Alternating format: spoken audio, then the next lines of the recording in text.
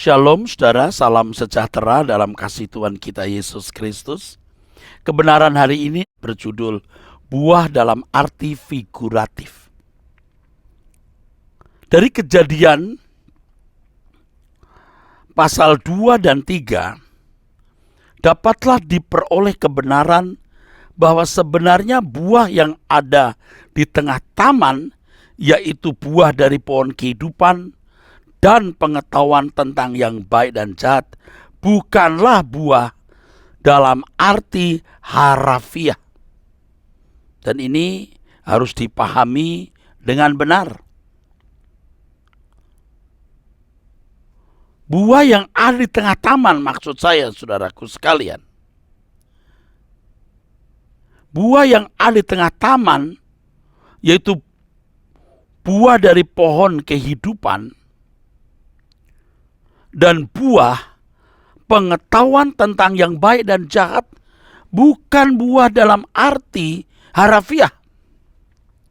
Memang hal ini kalau tidak dipahami dengan pikiran terbuka dan rendah hati, bisa dinilai sebagai pandangan liberal yang dapat merusak otentisitas Alkitab. Tetapi sebenarnya justru inilah otentisitas kebenaran dalam Alkitab. Otentisitas seperti ini tidak dapat dipahami oleh orang Kristen yang belum dewasa dan yang tidak militan, yaitu mereka yang hanya puas menjadi orang Kristen yang ada di zona nyaman sebagai orang beragama yang puas menjadi baik dan bermoral di mata manusia. Biasanya orang-orang seperti itu hanya mau berpikir secara sederhana dan dangkal. Oleh karena mereka tidak memiliki target untuk membangun manusia atau sikap batiniah yang sempurna seperti Bapa atau serupa dengan Tuhan Yesus, maka mereka cukup puas dengan pemahaman mereka yang hanya harafiah terhadap kisah Adam dan Hawa. Makna perkataan saya ini akan lebih saudara pahami setelah mengikuti semua pembahasan mengenai kebenaran-kebenaran ini.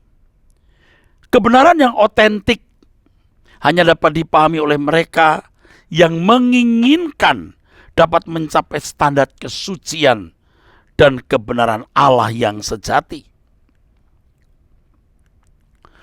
Ya. Yang tidak lagi berpikir seperti anak-anak sekolah minggu. Orang percaya semestinya tidak selamanya seperti anak kecil yang puas dengan jawaban orang tuanya mengenai asal adiknya. Bahwa adiknya diperoleh dari membeli di rumah sakit misalnya, dan lain sebagainya. Orang percaya yang benar berusaha memahami sedetil-detilnya Alkitab, menemukan kebenaran dari dalamnya untuk implementasi, aplikasi konkret demi kesempurnaan seperti Bapa atau serupa dengan Yesus. Jadi saudara-saudaraku sekalian, orang Kristen yang benar mau mengerti Alkitab selengkap-lengkapnya, sedetil-detilnya,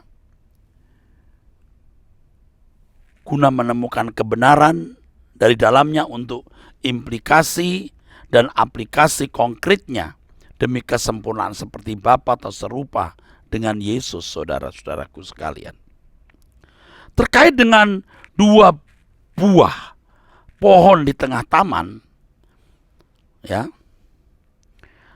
apabila kisah Adam dan Hawa tidak dipahami secara lebih benar atau lebih tepat, maka kisah Adam dan Hawa adalah dongeng yang berunsur mitos dalam pengertian umum.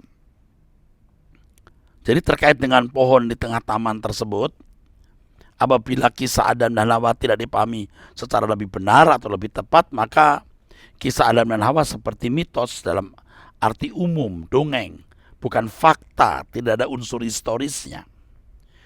Bagaimana mungkin makan buah secara jasmani, makan buah secara harafiah, maksudnya saudaraku sekalian, mengakibatkan mata atau pikiran terbuka. Logisnya kalau makan buah secara harafiah, tentu perut yang menjadi kenyang karena diisi. Tetapi kalau mata terbuka sehingga menyadari ketelanjangan, ini bukan sesuatu yang bertalian dengan fisik jasmani, tapi bertalian dengan pengertian, bertalian dengan pikiran, bertalian dengan nalar, bertalian dengan paradigma atau cara pandang. Ada sangat banyak pohon, buah-buahan yang ada di taman itu. Bisa berjumlah puluhan ribu bahkan sampai ratusan ribu jenis yang tidak perlu disebutkan nama satu persatu. Tidak perlu disebutkan namanya satu persatu. Mereka dikelompokkan pada buah yang dimakan untuk fisik. Tetapi dua buah yang terletak di tengah taman perlu disebutkan namanya secara spesifik. Ini penting. Harus disebutkan secara spesifik. Karena ini penting. Sebab jenisnya berbeda dari buah secara harafiah yang jumlahnya bisa ratusan ribu. Fenomena ini sangat menarik. Pasti mengandung pesan penting yang sangat bermakna yang harus kita tangkap. Ada ratusan ribu buah yang nggak disebut namanya, tapi di tengah taman dua buah itu disebut. Dalam hal ini buah pengetahuan tentang yang baik dan jahat sebenarnya adalah figuratif. Namanya saja sudah mengisyaratkan sesuatu atau mengandung suatu pesan. Kenapa tidak disebut misalnya buah per, buah apel atau rambutan? Ya, sebagai perbandingan saudaraku, kalau sampai buah namanya kehidupan, pengetahuan tentang yang baik dan jahat, ini berbicara mengenai perilaku, gaya hidup.